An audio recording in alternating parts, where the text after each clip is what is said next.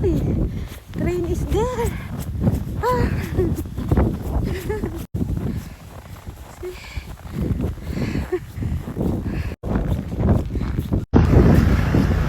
So guys, nakikita niyo yung paligid.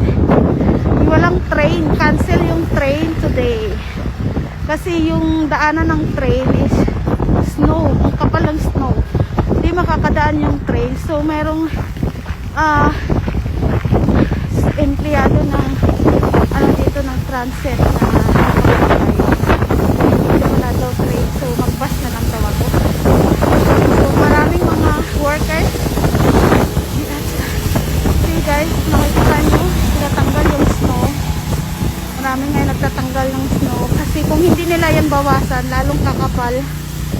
So, nagsishovel yung iba. Shoveling. So, nakakalimutan ako ng dito. Ng bus. I don't know what time the bus come. See, ang tataas talaga ng snow guys.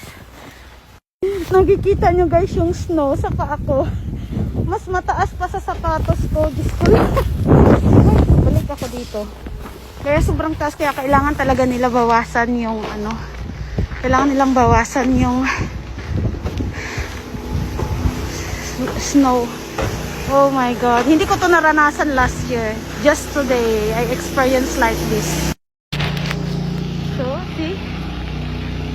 Binaboldos nila yung gilid. So, magantay ako ng bus dito guys. Hindi ko alam kanong oras. Dito lang muna ako sa gilid.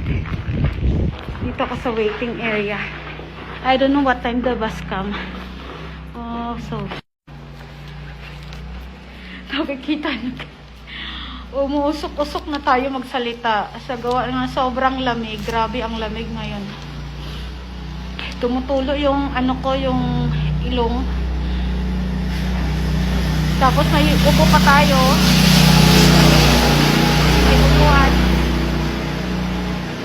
Lumuluha yung ating mata. Grabe. Last year, hindi naman ganito kakapal yung snow. Ngayon, wala. Hindi na talaga madaanan ng train. Gawa nga natakpan na yung daanan niya. Hindi na kaya. So, I'll check guys what time the bus coming. Guys, hindi na ako makahinga sa takot ng mukha ko. Namumula na rin yung mukha ko sa sobrang lamig. Grabe. Yung lalaki, nilapitan ako. Nagtatanggal ng snow, nilapitan ako. Kasi nga, nandito ako sa waiting ng train station. Ayaw kong lumabas kasi nga, sobrang lamig sa labas. At least ito, natatakpan ako. Sabi ko, nag-antay ako ng bus. So guys, hanggang dito na lang muna yung ating vlog ha.